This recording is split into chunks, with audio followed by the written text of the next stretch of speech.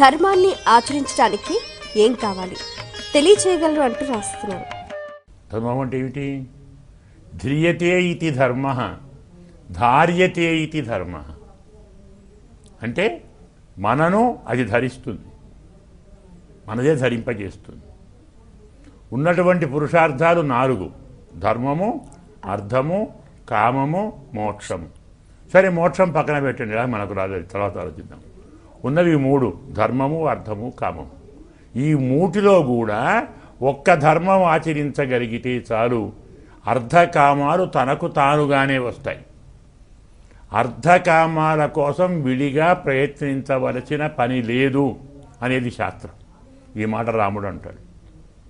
రాముడికి ఎంత నమ్మకం లేకుండా ధర్మాచరిస్తాడండి.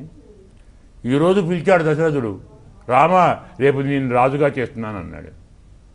మర్నాడు పిలిచాడు, అడిగిపోమన్నాడు, పోతానన్నాడు. తండ్రి మాట పాటించడం ధర్మం. రాజ్యం ఆయన ఇష్టం, ఎవరికన్నా ఇస్తాడు. విశ్వాసం కావాలి. లక్ష్మణుడితో చెప్పిన మాట ఇదే, ధర్మాన్ని ఆచరించటానికి విశ్వాసం ఉండాలి ధర్మం మీద. అర్థకామాలు ధర్మవాచనగా వచ్చి చేరుతాయి. ఉదాహరణకు వివాహం చేసుకుంటాం, ధర్మం కదా. వివాహం చేసుకుంటే ధర్మం, చేసుకుంటే ఏమవుతుంది? భార్య వస్తుంది. భార్య వస్తే కామం కదా. సంతానం కలిగితే అర్థం కదా.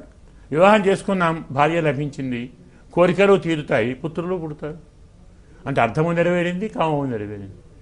ధర్మమే అన్నీ ఇస్తుంది, ధర్మమే అంతా అనే నమ్మకం ఉన్నవాడు మాత్రమే ధర్మాన్ని ఆచరిస్తాడు. ధర్మము కంటే అర్ధకామాలు ముఖ్యం కావు అనుకోగలిగిన స్థితి ఉన్నవాడు ధర్మం ఆచరిస్తాడు. ఇప్పటి కాలంలో ధర్మాన్ని నాకెందుకు, అర్థం కావాలి, లేదు కామం కావాలి. పిచ్చివాడా, అర్థం కామం ధర్మంతోటే వస్తుంది. ధర్మం తప్పితే వచ్చిన అర్థకామాలు కొంతకాలమే ఉంటాయి, నిన్ను నీ కోరికను తీసుకొని పోతాయి. ధర్మాత్ముడిని రావణాసుడు ఉన్నాడు, అర్థం కావాలి 2 ఆశ్రయించాడు, ఏమయ్యాడు? రాముడు ఒకడే గుర్తుంచుకోవాలి, ధర్మం ఆచరించేవాడిని కష్టాలు మొదలొస్తాయి, చివరి సుఖం వస్తుంది. వేరే వాళ్లకు మొదటి సుఖం, తర్వాత కష్టం వస్తుంది. అదే చాలా మంది కూడా కష్టం ఎదురవ్వగానే ఆ మార్గాన్ని విడిచిపెట్టేస్తున్నారు. అదే కాదు, అదేమైంది? ఇప్పుడున్నది చాలు, తర్వాత నాకెందుకు అనుకుంటున్నారు. చాలా తప్పు.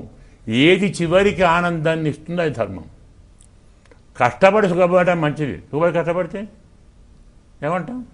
బ్రతికి చెడాలి, చెడి బతకాలా? కొన్నాళ్ళు కష్టపడి సుఖపడితే అందరికీ తృప్తి. సుఖపడి కష్టపడితే వాడు రాదు, రేపు విత్తనం ఎత్తుకుంటే ఏమిటి కేటి పరిస్థితి వాడిది? అందువల్ల చివరిది శాశ్వతమైంది ధర్మమే, నిలబట్టేది ధర్మమే. ఈ ప్రేమ ఉండాలి, విశ్వాసం ఉండాలి, నమ్మకం ఉండాలి, దీక్ష ఉండాలి. అర్థకామాలు ధర్మమే ఇస్తుందనేటువంటి భావం దృఢపడితే ధర్మాన్ని ఆచరించి తీరుతాడు.